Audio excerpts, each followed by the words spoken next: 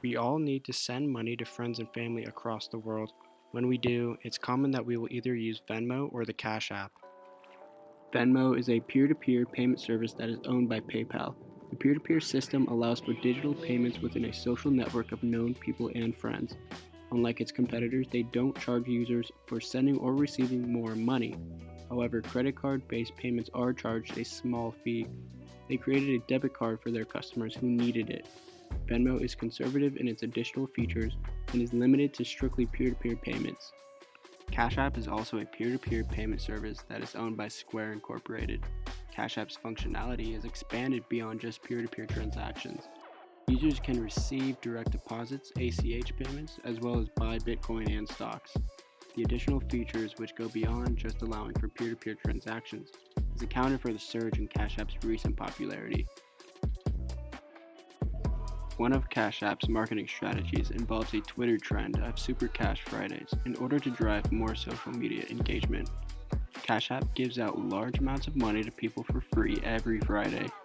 People comment their cash tags on the Friday posts in hopes they are one of the lucky 500 people who get a piece of a $50,000 to $100,000 pie. And it works. Engagement is only increasing. Cash App conquered the southern US states in 2017 and has since expanded its presence. What gave them a rise in 2017? That year they had their first Super Cash Friday. Cash Card was launched, Cash Card ATM withdrawal, and Bitcoin purchases. Since then, Google Trends have shown continued increase in popularity with the Cash App, first taking ground in the southern US states, and now spread across the country.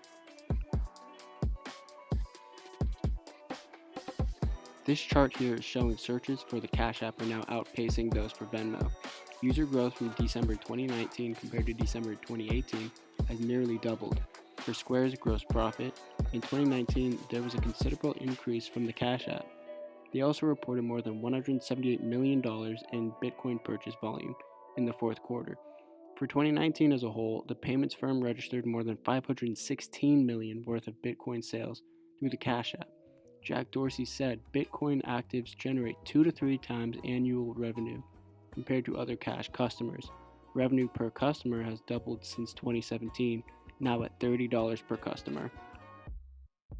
Cash App partnered with Spotify and teamed up with many hip-hop artists to give away money, refer more customers, and ultimately grow.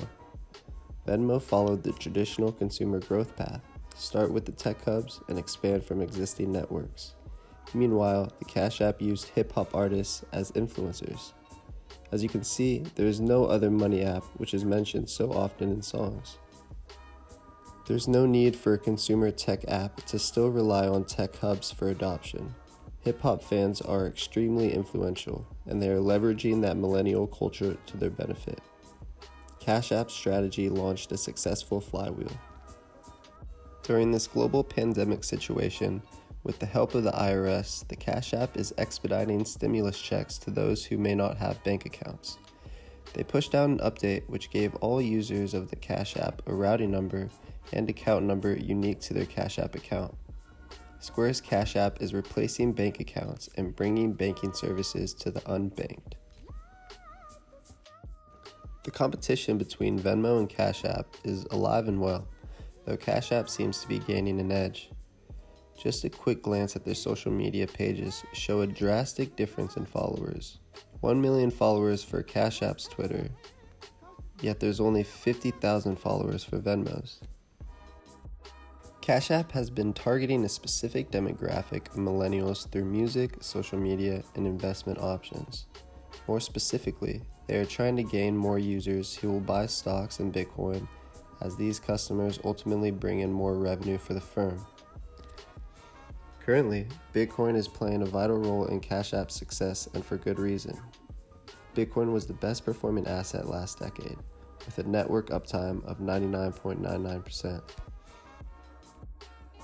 Cash App predicts this trend of Bitcoin popularity to grow, and they are preparing themselves in all aspects to reap the rewards. If they position themselves early on like they currently are, they can capture a large market share and be the top dog. While Venmo still maintains dominance on the coast, At this pace, the Cash App will take over in the US. They are making a big bet on Bitcoin, a digital currency for the internet. So what does the future of Square look like in sort of giving people access in all kinds of ways to being part of the economy as merchants and as consumers?